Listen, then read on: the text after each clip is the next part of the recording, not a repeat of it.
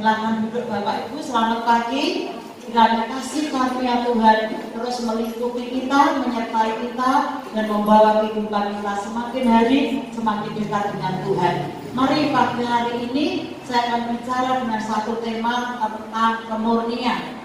Pagi ini kita akan bicara tentang kemurnian, Bapak Ibu saudara kasih Tuhan. Di tengah-tengah situasi yang tidak bersahabat ini, di tengah-tengah segala kesulitan, situasi yang tidak nyaman ini, Tuhan sedang memurnikan hati kita. Amin.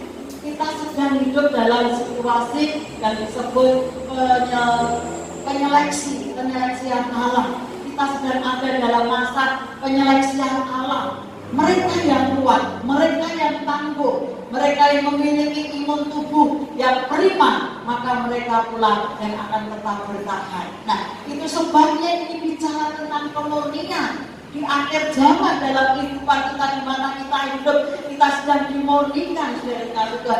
Situasi keadaan kondisi ini akan membawa sebuah seleksi alam dan akan memurnikan hati kita, kepercayaan kita kepada Tuhan. Di tengah-tengah kemurnian pasti ada yang tidak murni. Atau lawan kata dari murni adalah sebuah kepalsuan. Saya mau membaca di Facebook ada seorang nenek-nenek yang sudah tua. Jualannya sangat sederhana. Dia hanya jualan makanan sayur seperti itu yang sangat sederhana. Lalu ketika dia kelarisan, senang sekali. Dapat uang banyak. Lalu dapat uang 50 ribuan. Senangnya minta ampun. Dagangnya hampir habis diborong orang. Tetapi tiba-tiba dia dikejutkan, diberitahu sama seseorang bahwa uang yang dia terima dari pembeli tadi uang palsu. Wah, dia nangis, saudara. Dia nangis, tidak tahu sudah viral atau belum. Dia menangis, dia merata, ternyata dia mendapatkan uang palsu. Jadi di tengah-tengah kemurnian ada sebuah kepalsuan. Dan kita tidak mau mendapatkan yang palsu. Amin. Itu sebabnya kita ingin mendapatkan yang murni, yang asli. Untuk kita bisa mendapatkan yang murni, yang asli, maka kita harus menabur kemurnian. Supaya kita berpanen atau kita memperoleh, menuai segala sesuatu yang asli, yang murni. Apa itu sebuah kemurnian? Sedangkan kita akan melihat firman Tuhan. Murni artinya apa di situ, saudaraku? Tulus. Orang yang murni hatinya pasti dia tulus. Tulus murni, saudara Tuhan. Lalu di situ dikatakan kunci untuk dipercaya Tuhan dan manusia. Kalau kita ingin dipercaya Tuhan, maka kita harus menjaga hati kita di tengah-tengah situasi yang tidak bersahabat, di tengah-tengah kerasnya dunia ini, di tengah-tengah seleksi alam. Kita harus tetap menjaga ketulusan kita di hadapan Tuhan. Bukan hanya di hadapan Tuhan, tetapi juga dengan sesama. Kalau kita dengan sesama tidak murni, tidak tulus, maka manusia tidak suka, manusia tidak senang. Kalau manusia saja tidak suka, orang tidak suka, apalagi Tuhan. Biar kasih Tuhan, tidak bisa. Tuhan juga tidak suka. Nah, itu sebabnya pagi ini kita belajar kunci untuk dipercaya Tuhan, kunci untuk dipercaya sesama manusia adalah Mazmur 24 ayat yang ketiga sampai ayat yang keempat. Mari kita akan bicara, kita akan melihat ayat-ayat ini. Mazmur 24 ayat yang ketiga dan ayat yang keempat. Ayat ini bicara tentang kemurnian. Mari kita akan melihatnya. Mazmur 24 ayat yang ketiga. Kita baca dulu bersama-sama. 3, 2, 1. Siapakah yang boleh naik ke atas gunung Tuhan? Siapakah yang boleh berdiri di tempatnya yang kudus? Jawabannya ayat yang keempat. Ayat yang keempat, 3, 2, 1. Orang yang bersih tangannya dan apa saudaraku? Murni hatinya, yang tidak menyerahkan dirinya kepada apa saudaraku? Penipuan, dan yang tidak bersumpah palsu. Orang Kristen tidak boleh bersumpah. Ya katakan ya, tidak katakan tidak. Nah, ini bicara tentang kemurnian.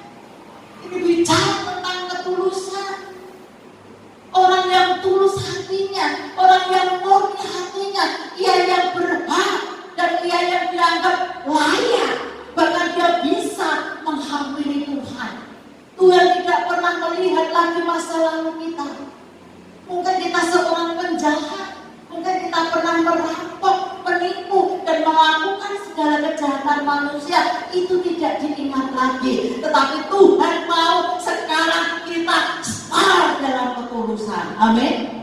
Dalam ketulusan, dalam kemurnian kita akan melihat Tuhan. Ayat-ayat firman Tuhan lain, orang yang suci hatinya dia akan bisa melihat Tuhan. Artinya apa? Tuhan hadir di tengah-tengah ketulusan kita. Tuhan hadir di tengah-tengah kemurnian kita. Dan kalau Tuhan hadir, pasti ada sesuatu yang Allah akan kerjakan dalam hidup kita. Mari kita akan lihat bagian-bagian dari firman Tuhan ini. Dari kasih Tuhan. 1. Kemurnian hati itu sangat penting. Kemurnian hati, ketulusan hati itu sangat penting. Khususnya di zaman-zaman sekarang ini. Kemurnian hati, ketulusan hati akan menyelamatkan kita. Mari kita akan lihat di sini. Kemurnian hati itu sangat penting. Yang pertama, kenapa disebut penting? Syarat untuk menghampiri Tuhan. Tadi ayat yang keempat, orang yang murni hatinya, artinya orang yang tulus hatinya. Apabila dia datang menghampiri Tuhan, Tuhan hadir tengah-tengah kita. Nah, di sini Tuhan memotivasi kita. Kita harus kembali memurnikan hati. Ibadah kita didasari dengan kemurnian hati. Doa kita didasari dengan ketulusan hati. Ujian penyembahan kita didasar dengan ketulusan hati. Pelayanan kita kembali kepada ketulusan hati. Kalau kita tulus kepada Tuhan, maka Tuhan pula akan melakukan hal-hal yang tidak buat kita. Amin, saudaraku, ini pasti. Jadi mengapa begitu penting kemurnian atau ketulusan? Karena itu syarat untuk menghampiri Tuhan. Yang kedua, Tuhan penuh dengan kemurnian. Haleluya. Tuhan sendiri murni, Tuhan sendiri tulus. Bahkan ayat lain mengatakan dia manusia 100%, tetapi manusia yang tidak bisa berbuat dosa. Bukan tidak mau lagi, saudara kasih Tuhan. Kalau tidak mau berarti bisa mau, tetapi tidak bisa.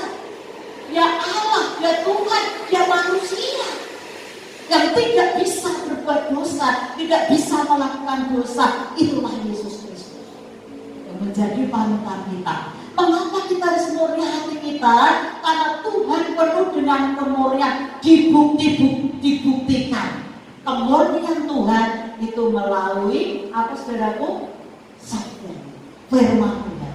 Ini adalah buku panduan kita. Kalau engkau ingin sukses, ingin berhasil, engkau ingin disayangi Tuhan, engkau ingin bisa mengatasi segala situasi ini, inilah kuncinya, saudara Tuhan. Sabda Tuhan, firman Tuhan itu adalah sangat murni, sangat murni. Kita membaca dulu 2 Samuel pasal 22 ayat yang ke berapa tadi? Kita membaca ayat yang ke-31. 2 Samuel pasal 22 ayat 31. Ini yang menjadi landasan.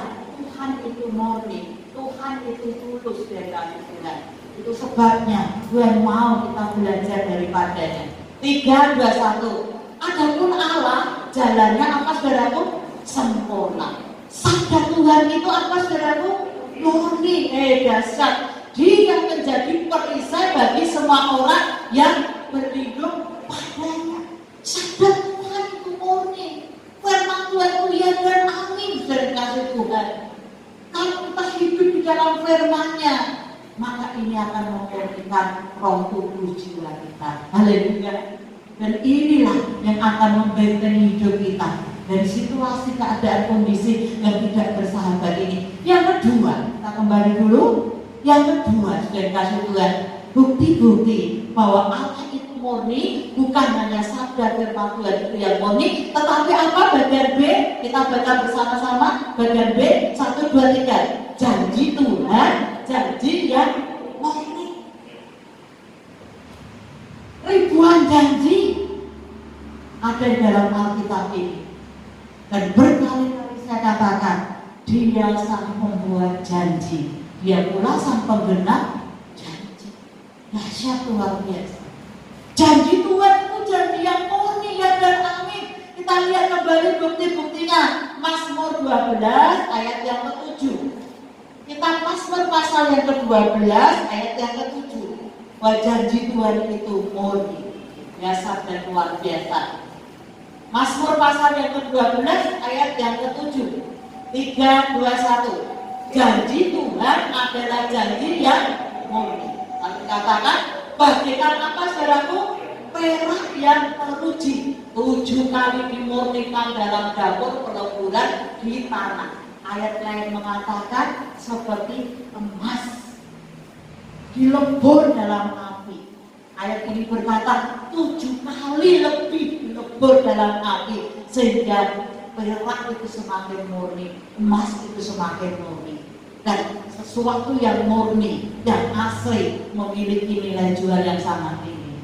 Emas akhir-akhir ini naik daun dan kasih Tuhan. Harganya minta ampun, 1 gram 1 juta lebih. Itu harga emas 24 karat. Usaha kok antar apa ini betulan emas kok ya. Jadi tahu saya paham, saya kata, yang dimulai.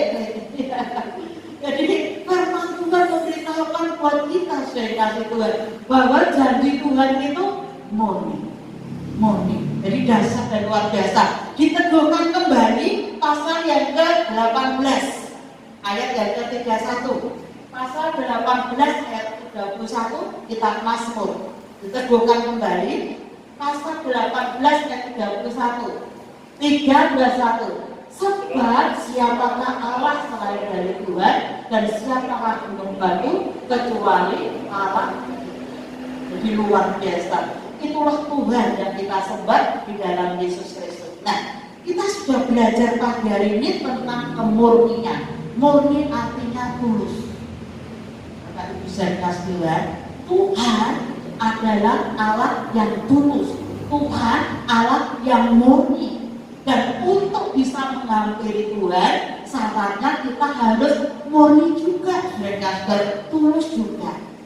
Lalu kita akan melihat di sini bagaimana kita bisa murni, bagaimana kita bisa tulus. Firman Tuhan akan memberikan jawabannya. Yang kedua, 2 Romawi, bagaimana kita bisa memiliki hati yang murni, kita bisa memiliki hati yang tulus. Kita akan melihat di sini cara, langkah untuk kita bisa mendapatkan kemurnian hati kita, ketulusan hati kita. Yang pertama, minta kepada Tuhan dengan apa saudaraku? Tulus. Jadi kalau kita ingin memiliki hati yang murni, hati yang tulus, kuncinya yang pertama berdoa, meminta kepada Tuhan, dan memintanya pun dengan tulus dari kasih Tuhan. Kalau kita meminta dengan tulus, pasti Tuhan memberikan. Ada anak-anak zaman sekarang minta sesuatu kepada orang tuanya, tidak dengan tulus. Pak, belikan sepeda motor, Mas belikan HP, papa mamanya belum ada uang, malah sudah kasih Tuhan. Sampai-sampai anak-anak membunuh orang tuanya sendiri karena minta sesuatu tidak dituruti. Nah, ini yang namanya minta tidak tulus dari kasih Tuhan. Tuhan itu dasar luar biasa. Kalau kita meminta dengan tulus kepada orang tua jasmani kita saja, mereka akan memberi jika mereka ada, dan itu dibutuhkan oleh anak-anaknya. Orang tua memberi. Ayat lain mengatakan, mintalah maka kau akan diberi. Lihatlah, kata firman Tuhan, Bapakmu yang di dalam dunia ini, yang mungkin kadang berbuat tidak adil, yang mungkin kadang berbuat jahat. Ketika anaknya minta roti, maka anaknya tidak akan diberi apa saudaraku? Ulah.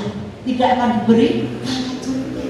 Itu Bapak yang dalam dunia ini, saudara, dia bisa memberi apa yang diminta anaknya. Dia tidak akan mencelakakan anaknya, saudara Tuhan. Apalagi Bapak di surga yang melebihi manusia.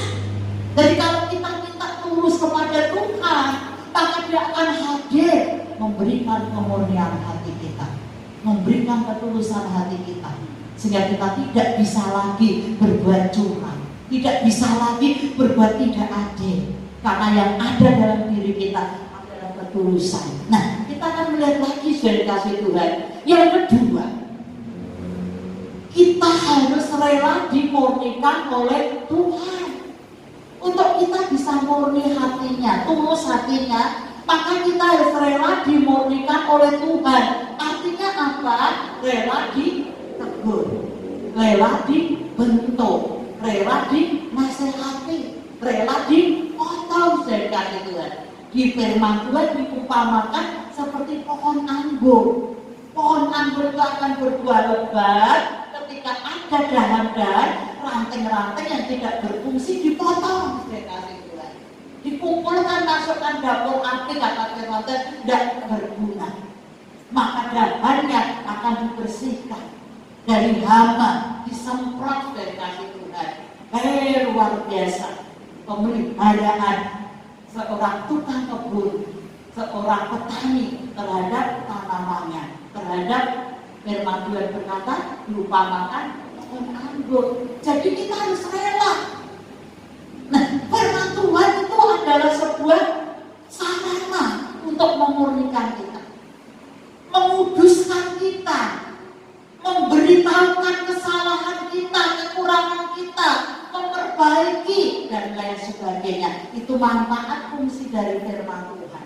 Jadi kita harus rela dibentuk oleh firman Tuhan. Tidak setiap saat firman Tuhan itu datang seperti kita makan susu, kita makan roti. Tetapi ada saatnya firman Tuhan itu datang seperti gado-gado, seperti rendang, pedas dari Tuhan. Tetapi ketika kita bisa menyenangnya, memakannya dengan baik, itu baik sekali untuk kesehatan kita. Nah, itu fungsi firman Tuhan. Rela diajar, rela ditegur, rela dipangkas, rela diperbaiki. Dan manusia yang terdiri dari 3 dimensi, yaitu dimensi roh, jiwa, dan tubuh ini hanya bisa diperbaiki oleh kekuatan kuasa firman Tuhan. Meskipun saya sudah tua begini, seorang hamba Tuhan, kalau saya mendengar firman Tuhan, saya merespon dengan sungguh-sungguh.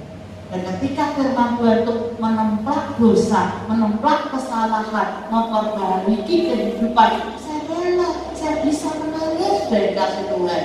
Oleh karena kekuatan kuasa firman, respon kita terhadap firman Tuhan itu yang menentukan kita mengalami kuasa mujizat Tuhan, kuasa janji Tuhan. Dan kalau kita tidak merespon, maka janji Tuhan tidak akan terjadi atas kehidupan kita. Jadi, untuk kita bisa menerima kemurnian hati, bagaimana bisa mendapatkan kemurnian hati, maka kita harus rela dibentuk. Lalu yang terakhir dikatakan saudara, terus-menerus menjaga apa saudaraku? Hati. Menjaga hati. Dikatakan Amsal pasal yang keempat ayat 23, jagalah hatimu, karena dari situlah sumber apa saudaraku? Kehidupan.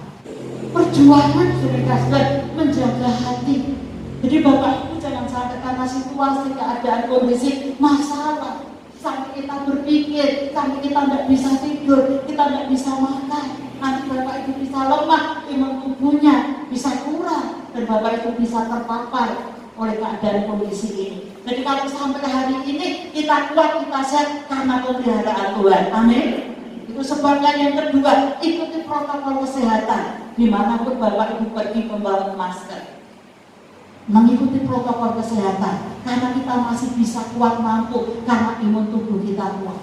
Tetapi orang-orang yang tidak bisa bertahan sebagai kasih Tuhan, ketika imun tubuhnya mereka lemah, mereka gampang sekali terpapar.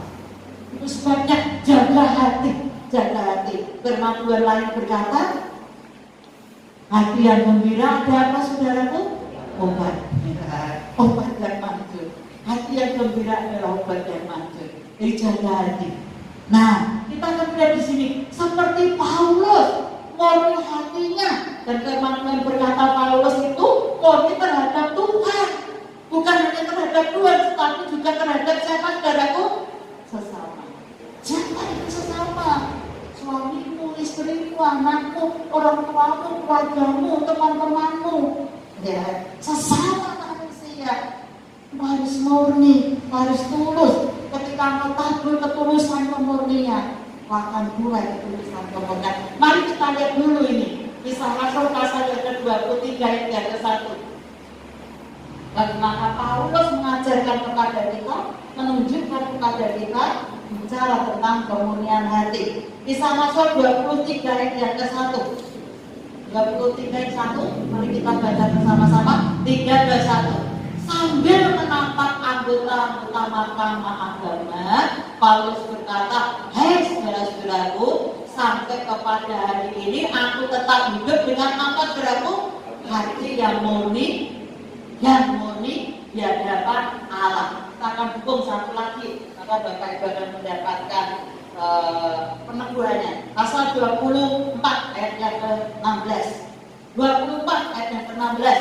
3, 2, 1. Sebab itu aku senantiasa apa saudaraku berusaha untuk hidup dengan apa saudaraku? Hati nurani yang murni di hadapan siapa saudaraku? Allah dan manusia. Jadi pagi hari ini kita mendengar firman Tuhan dari bagian-bagian ayat firman Tuhan yang bicara tentang kemurnian. Murni.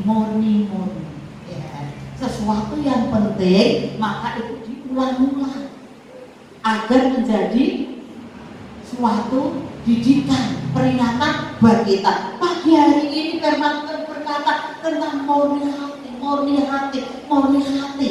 Berarti itu sangat penting. Kalau kita ingin menghampiri Tuhan, ingin menikmati janji Tuhan, ingin hidup damai, sejahtera dan bahagia, maka kita harus menjaga hati kita tulus, murni. Amin. Karena dengan ketulusan kemurnian kita akan mendapatkan apa yang menjadi pergumulan kita. Kesimpulan firman Tuhan. Mari kita akan melihat kesimpulannya. 1 Raja-Raja pasal yang ke-3 ayat yang ke-5 sampai ayat yang ke-16. Lalu ayat yang akan kita baca nanti di rumah masing-masing itu ayat yang ke-12 sampai ayat yang ke-13. Lalu kita akan baca dulu kesimpulan tulisannya itu yang Tuhan sangat itu 1, 2, 3. Tuhan sangat menghargai orang yang murni atau tulus. Ada kuasa ilahi di dalam kemurnian atau ketulusan. Apa itu kuasa ilahi dalam kemurnian dan ketulusan? Kita bisa mengambil contoh di dalam 1 Raja-Raja pasal yang ke-3 ayat yang ke-5 sampai ayat yang ke-13. Ayat-ayat itu bicara tentang Salomo. Salomo adalah seorang yang memiliki hikmat kebijaksanaan yang luar biasa. Sampai zaman Salomo hingga sekarang ini di akhir zaman ini tidak ada orang yang memiliki hikmat kebijaksanaan seperti Salomo. Dia mengerti sekali tentang apa rahasia kehidupan. Bahkan firman Tuhan berkata, ia paham, ia mengerti bahasa manusia, juga paham bahasa binatang. Sedangkan Tuhan itu karena hikmat Tuhan yang luar biasa. Lalu ayat-ayat itu bicara tentang doa Salomo kepada Tuhan, permohonan permintaan Salomo kepada Tuhan. Dia berkata, Tuhan, berikan aku hati yang murni, hati yang tulus, agar aku bisa keluar masuk di tengah-tengah rakyat dan melakukan apa yang kau mau, dan seterusnya.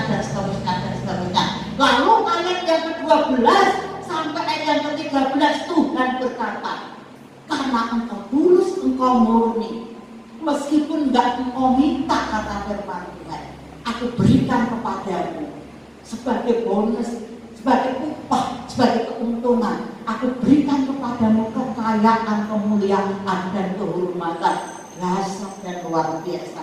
Pada zaman itu Salomo adalah orang terkaya di dunia, dan firman Tuhan berkata sampai akhir dunia ini tidak ada orang yang kayanya seperti Salomo, karena ia diberkati oleh Tuhan dahsyat dan luar biasa. Nah, ini sebuah kesimpulan, saudara-saudara. Kalau hati kita murni kepada Tuhan, tulus kepada Tuhan, tulus kepada sesama kita, maka kita akan menerima upahnya dari Tuhan. Amin. Dia yang memberi upah, Dia yang menolong kita, Dia yang menyertai kita, Dia yang membawa kita ke dalam mimpi-mimpinya. Jadi dahsyat luar biasa. Setiap firman Tuhan pasti ada endingnya. keuntungannya, upahnya dari sebuah perjuangan kita bersama. Kalau kita beribadah dengan tulus dan murni, melayani dengan tulus dan murni, mencintai sesama dengan tulus dan murni, semuanya kita lakukan dengan hati yang murni, Allah yang luar biasa itu akan memberi upah kepada kita. Semua usaha kita, semua yang kita upayakan, dalam surat Korintus dikatakan tidak pernah sia-sia. Amin. Jadi dasar dan luar biasa. Pagi hari ini kita mau kembali memperbarui hati kita, untuk kita memiliki hati yang murni, tulus mengasihi Tuhan, tulus mengasihi sesama. Anak-anak yang dikasihi oleh Tuhan, hargai orang tuamu, kasihi orang tuamu, cintai orang tuamu, sayangi orang tuamu. Engkau ada di dunia ini secara biologi oleh karena orang tua kita. Jadi kasihlah orang-orang tua kita. Itulah sebuah kebahagiaan. Apalagi selama mereka masih hidup, dan tugas kita untuk bisa juga merawat mereka. Nah, kalau ini kita lakukan dengan tulus murni, kita akan menerima upahnya. Nanti ketika kalian berumah tangga dan kalian punya anak-anak, maka anak-anak kalian, anak-anakku, akan kembali mengasihi, mencintaimu seperti apa yang pernah kau lakukan kepada orang tuamu. Jadi dasar luar biasa, Tuhan. Dasar luar biasa. Dan pagi hari ini pegang janji Tuhan dalam kondisi keadaan apapun, janjinya dan amin. Tuhan berkati. Mari kita berdiri bersama-sama.